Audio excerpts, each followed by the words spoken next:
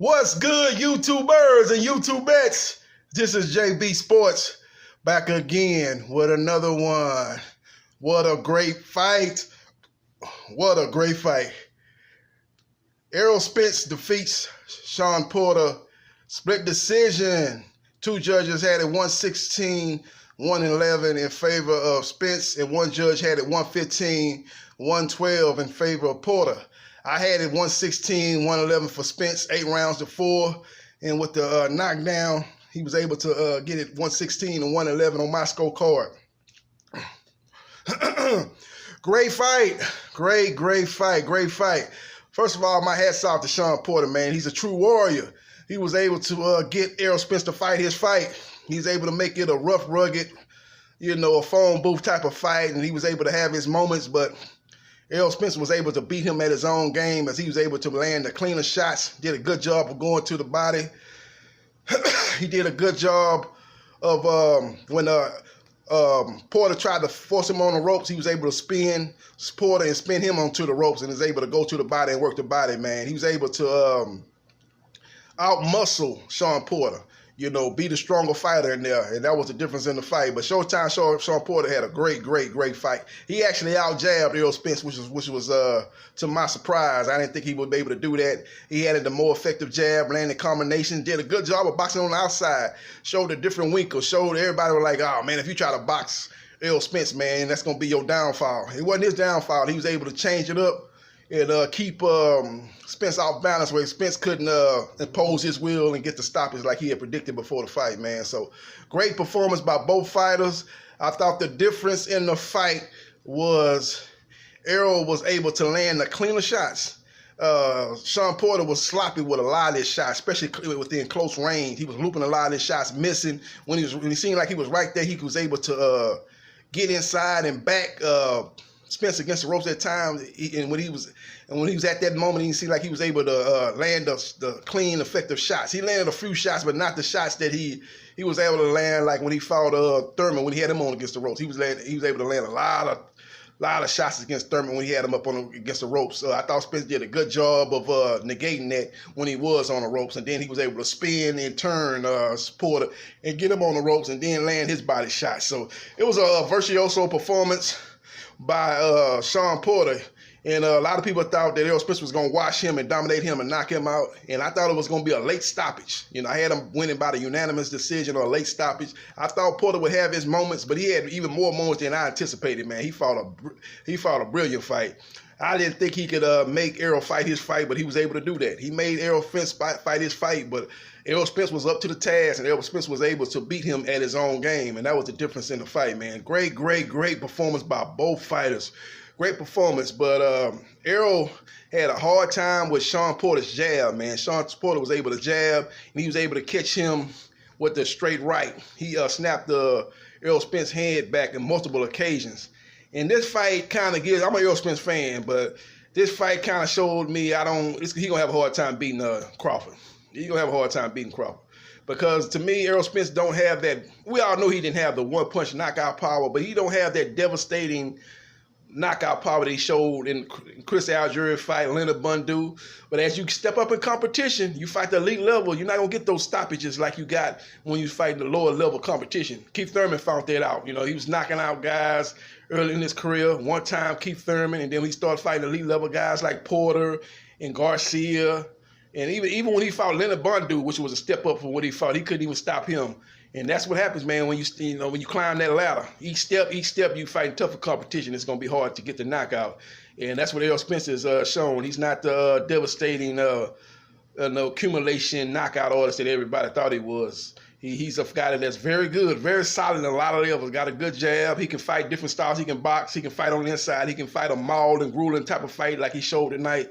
But he don't have that devastating power at 147. I don't know if it's because it might be because he might be having a hard time making 147, not trying to cut that weight and making that weight. Maybe that finally has zapped his power. Maybe that's the case.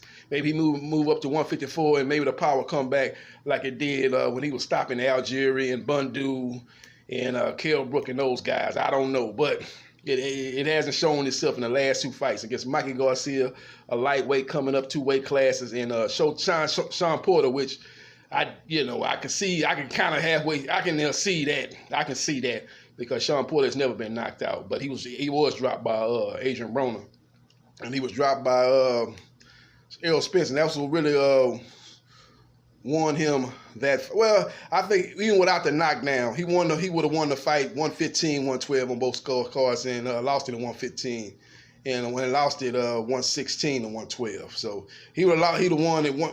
He'd have won it 115 to 113 on both scorecards, and he would have lost it 115 and 113 without that knockdown in the 12th round. So either way it go, he would have got the split decision. A lot of people thought that knockdown was what swayed it for Errol Spence, but the scorecards were pretty much set in stone, with two of them going with Errol and one of them going with Porter, even with the knockdown. So it was a very competitive fight.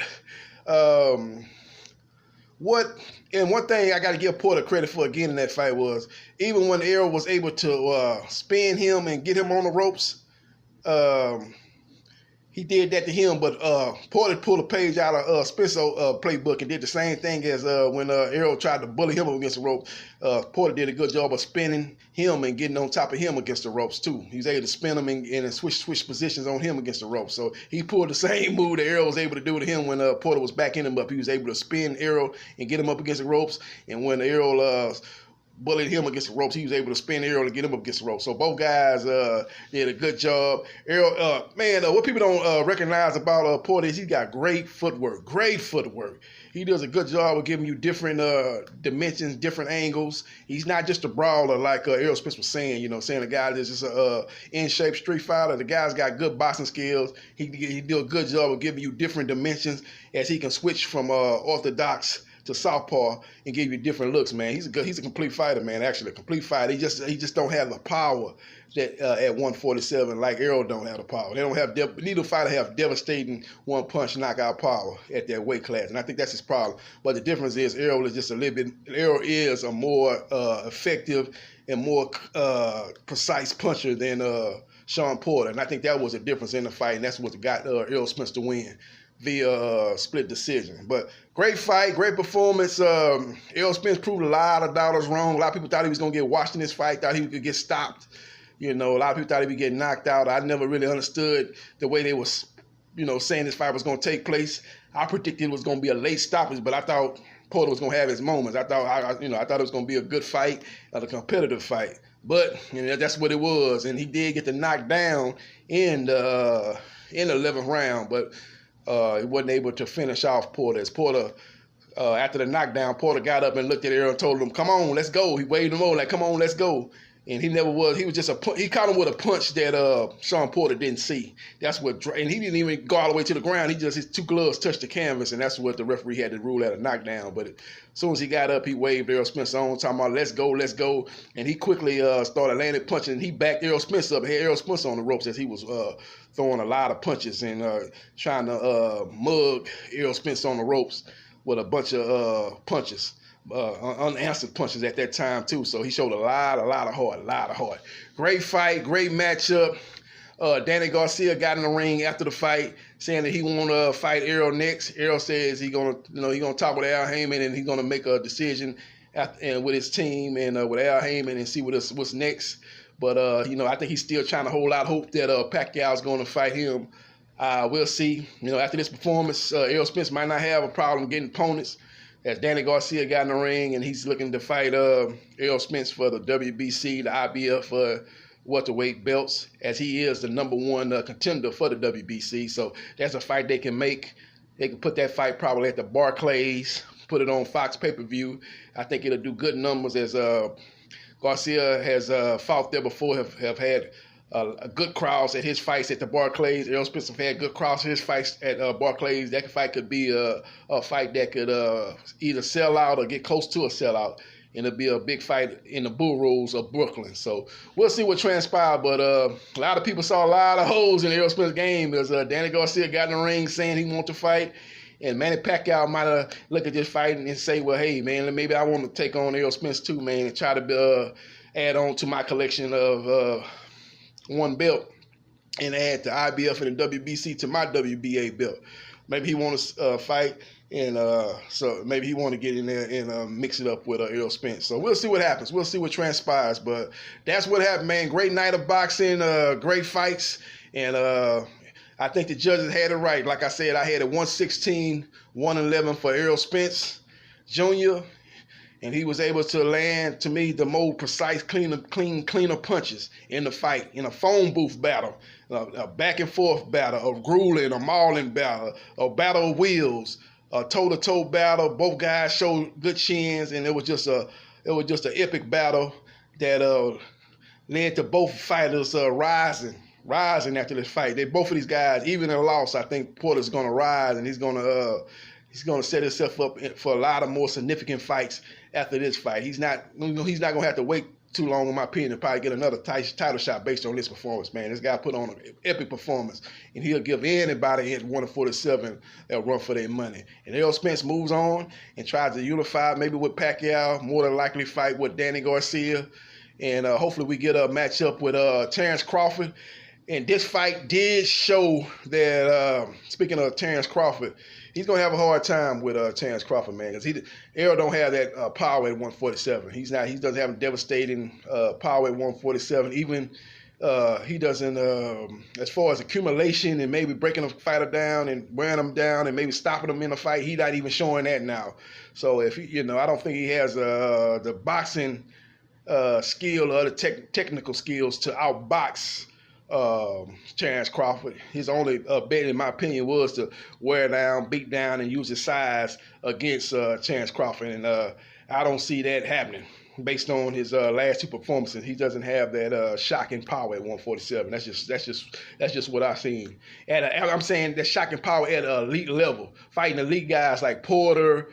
Even Michael Garcia, who was undefeated, a multi-division world champion, he hasn't shown that power when he stepped up in competition. And you stepping up against Crawford, and if you don't have nothing that can, he's not gonna beat Crawford on points. He's not gonna outbox Crawford. His way of beating Crawford is to stop Crawford, and he hasn't shown that type of power at 147 when he stepped up to elite level. So that's my opinion. We'll see if that fight ever gets made, but we'll see what happens if the fight ever do get made. Crawford would have to be willing to accept at least a 60-40 deal. If Errol Spence offers him 60-40, he needs to take that and run with it. Because based on the numbers that both fighters produce, Crawford really don't even deserve 60-40. It's probably around more like 65-35 for Spence, but Errol might try to do 60-40 to make the fight happen. And we'll see what happens if that fight takes place sometime in 2020. This is JB Sports, the man, the myth, the legend. Holla.